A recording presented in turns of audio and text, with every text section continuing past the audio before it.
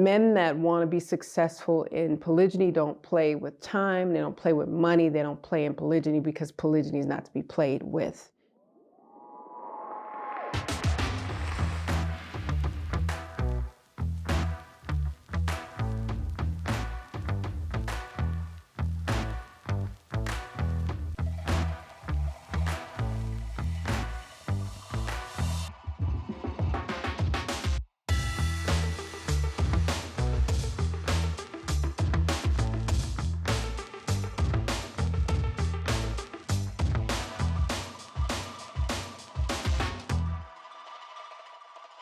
Assalamu alaikum, peace. It's Fatimah, Coach Fatimah, co-founder of Outstanding Personal Relationships and the author of Let's Talk Polygyny Uncensored.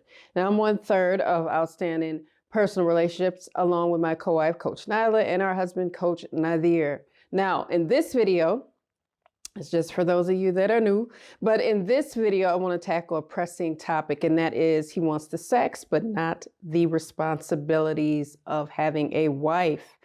Now, I'm making this video because I've been asked this question a lot. I was recently working with a client, and she asked me about intimacy, and we have a few videos here on our YouTube channel that are speaking about intimacy and polygyny and marriage. And polygyny is just another form of marriage that predates Islam. We've said that many times because it is a fact. Now, with that being said, this can happen. I've seen it happen. I've seen people get married, brothers get married, have multiple wives, and then one wife is just kind of just sitting there in limbo, and she doesn't know quite what's going on because she might have to find her husband. She hasn't seen him. She doesn't get her nights. She doesn't get her rights. And I've stated this before. You know, everybody's situation is not cookie cutter. It's just not. Everybody's situation is different. It's customizable to your specific calendar and what everyone involved agrees upon. So if you're on every 24-hour calendar with your husband, if you're on every 48, every week, every 3 months, whatever it is that meets the needs for your specific family is important. So for anybody that's new, please do not compare your chapter 1 with our chapter 12 in polygyny. Going on 12 years in polygyny in our specific situation. But speaking to the topic of this video, sometimes it does happen. You'll get people that are predators and they just want to pick a wife and then drop her and then pick up another wife and drop her and just keep sampling women and collecting wives and not seeing the work through and not wanting to be a long-term husband. They want to pick the short term versus the long-term responsibility. So you find that so many women are falling prey to the predator that just wants the temporary wife or the sample wife or the dry run wife. They don't want the whole package. They don't want the responsibilities of being a husband. And part of being a husband is not going into marriage saying that, you know what, I'm going to let this fail. I don't care. I'm not worried about her rights. I'm not worried about the children. I'm not worried about anything or anyone but myself. Now that can happen with women as well. But last time I checked, women don't practice polygyny, men do. Here at OPR, we're pro-moral. So I'm a practicing Muslim. In our culture, men can have up to 4 wives. It is clear. And we don't have multiple husbands. We don't do that. So I'm speaking specifically to, within the sense or the culture that accepts that men have multiple wives, just for clarity. Because some people just don't know what they don't know. So I really want to be clear about what I'm saying here. So, but back to the topic once again, it does happen. Some people just are not the men for the job. Some people are not the husbands that they need to be, and we've talked about what you need to be a wife, what you need to possess as far as attributes and actionable plans as a wife in polygyny. Some women are not wanting to do this. Some women are like, I'll just marry this man and I'll get rid of him and then I'll just get married again. Some people do that. It's not the vast majority, but there's some that can give it a bad name because of their actions.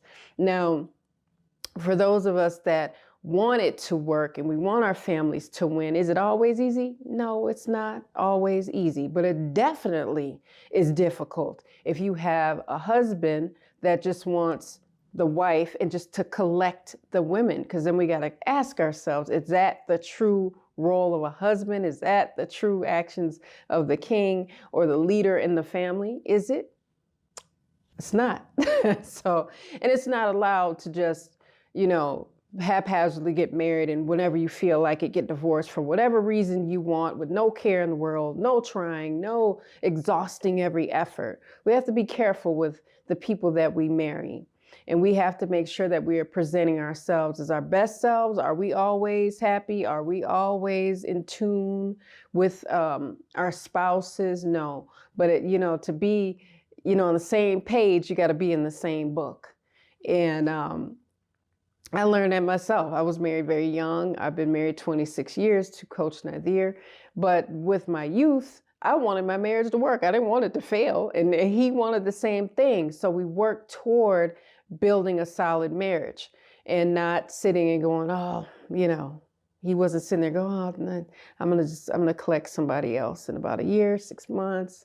And then I'm going to dump her and then I'm going to collect somebody. That's not how that works. Assalamu alaikum, peace. I'm Coach Fatimah, one of the co-founders of Outstanding Personal Relationships. And I'm here to talk to you about the Nourishing Fulfillment Counseling Program. What I do is help women from all walks of life obtain information in the areas of relationship wellness, emotional resilience, self-confidence, and inner discovery for best results for their future success. Growth is about implementation for best practices, for best results for your future. So the Nourishing Fulfillment Counseling Program is here for you to help you kind of weed through some of those negative thoughts of self-limiting beliefs so that you can move forward and attain your goals so that you live a truly fulfilling life. So if you want to join me for my Nourishing Fulfillment Counseling Program, be sure that you visit me at CoachFatimah.com for details and start your Nourishing Fulfillment Counseling session today. I'll see you and I look forward to working with you. Assalamu alaikum. Peace.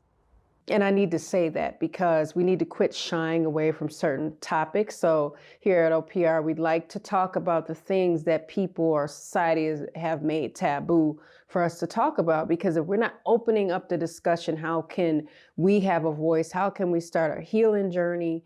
And how can we make things better? How can we make the area of polygyny better? How can we represent it in a healthy way? How can we do it and it's honest and it's harmonious? It's peaceful, it's cordial. How can we do that if we don't talk about these topics? So I wanted to speak about that. Men that want to be successful in polygyny don't play with time. They don't play with money. They don't play in polygyny because polygyny is not to be played with. There's consequences to our actions. There's punishments attached to what we do and not do. That's if we have ill intentions, some people have them. Some wives have them, some husbands have them, but I'm really not speaking to the wives right now, but I am speaking to those that just say, I want to collect the women so I can collect the sexual activity and forget the role of husband that has to be, just completely balanced. I don't care about the other stuff. I just want her for the physical part. I don't need her for anything else. I don't have any use for her for anything else. So I wanted to talk about that because we have to think about the trauma that we cause in our lives and in the lives of others. And we have to think about what's attached to the trauma. And especially if you go into something and you have ill intention, you got to know, your chickens will come home to roost and you got to be real careful. So I wanted to just really say that and just know that men that are very serious about polygyny, and they're serious about their relationship, their marriage, their wives. They do everything that they can to help the situation, to take care of the heart, to take care of the soul of the women.